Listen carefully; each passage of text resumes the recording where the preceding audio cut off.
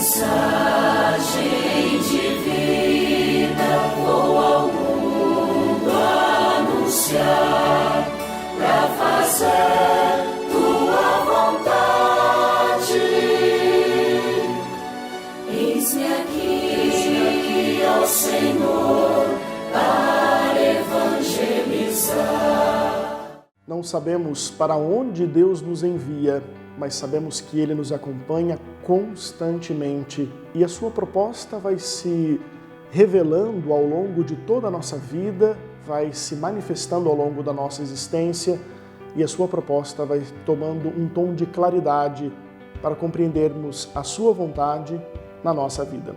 Que bom, meu irmão, minha irmã, adentrar a sua casa, saber que, propondo esta reflexão vocacional, de alguma maneira também contribuímos para que você possa dar a sua resposta diante da proposta de Deus. De antemão, deixe o seu joinha, se inscreva no nosso canal. A evangelização, com certeza, com você pode ser maior e melhor. Nós divulgamos tantas coisas, divulgar coisas boas que nos elevam em pensamento e na vida para com Deus, com certeza pode ser primordial para um bem-estar e também para esse encontro com Deus. Hoje nós queremos meditar no nosso quadro Eis-me Aqui, um personagem que também é bem conhecido. Nos nossos 2 últimos encontros, começamos a meditar sobre personagens bíblicos do Primeiro Testamento e recordamos Adão e Abraão. Hoje nós queremos recordar mais um grande personagem, Moisés. O grande homem do Primeiro Testamento, aquele que é a sinalização da justiça, da lei, aquele que conduziu o povo à libertação. O texto que nos será apresentado é justamente Êxodo, o segundo livro da Sagrada Escritura, o livro de Êxodo, o capítulo 3, os versículos de 1 até o 6. São textos pequenos, mas de grandioso significado. Vamos acompanhar. Certo dia, quando apacentava o rebanho de seu sogro Jetro, sacerdote de Madiã, Moisés levou o rebanho ao outro lado do deserto e chegou ao monte de Deus, o Horebe. E apareceu-lhe o anjo do Senhor numa chama de fogo no meio de uma sarça. Moisés olhou e viu que a sarça ardia no fogo, mas não se consumia. Vou me deslocar para ver esta visão grandiosa, pensou Moisés.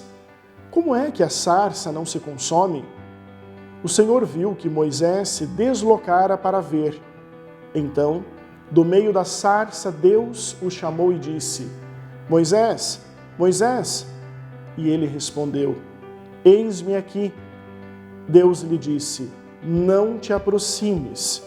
Tira a sandália dos teus pés, porque o lugar onde estás é solo sagrado. E acrescentou: Eu sou o Deus de teu pai, o Deus de Abraão, o Deus de Isaque e o Deus de Jacó. E Moisés escondeu o rosto, pois temia olhar para Deus. Esta grandiosa manifestação nos traz muitas interpretações.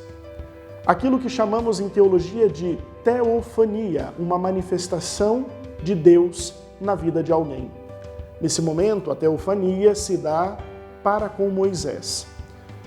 É bonito perceber os detalhes que o texto vai nos oferecendo e como isso se desmembra e vai se colocando ao longo da vida, da trajetória existencial de Moisés.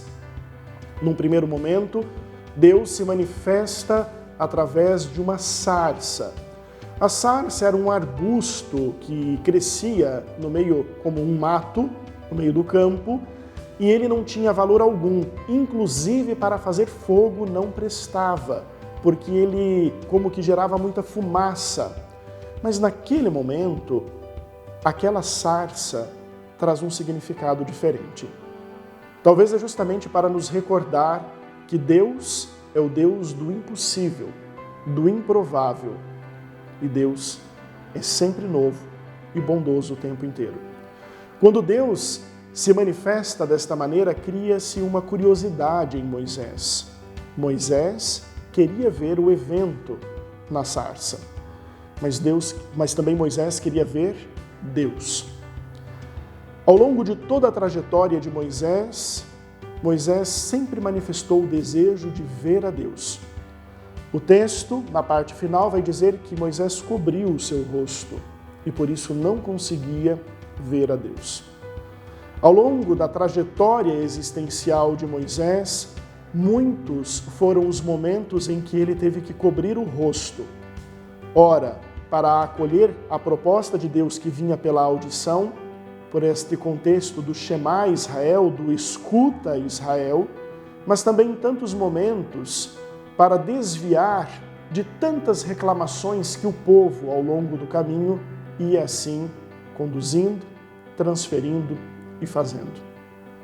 Pois bem, Moisés foi o grande homem que libertou o povo, atravessou o Mar Vermelho a pé enxuto, conduziu o povo pelo deserto e chega diante da proposta de Deus à beira do rio que conduziria à terra prometida. Se bem recordarmos, Moisés contempla a terra prometida, conduz o povo, não entra, é Josué quem entra, e Moisés morre contemplando a terra prometida, mas não entrando na terra prometida.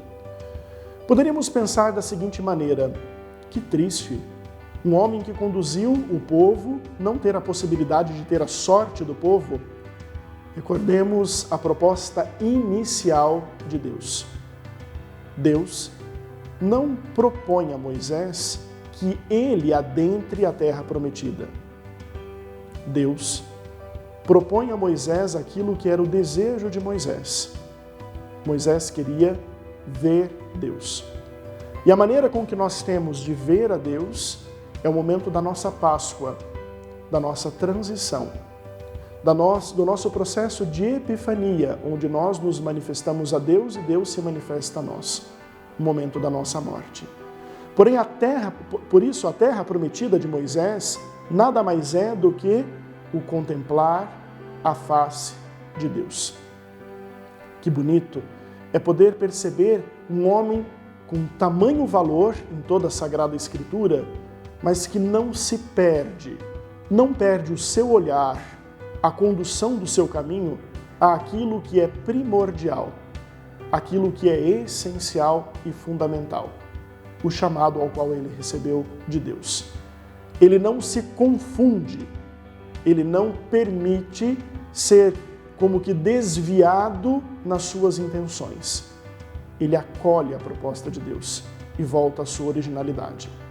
De Moisés não se sabe exatamente onde morreu, não se tem um monumento, não se tem um túmulo grandioso, porque o maior monumento que pode existir é a contemplação da face de Deus, a herança eterna.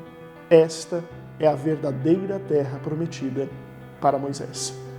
Que também nós possamos encontrar a nossa terra prometida, onde Deus se manifesta, onde Deus se faz, onde Deus se revela na minha vida e na tua vida.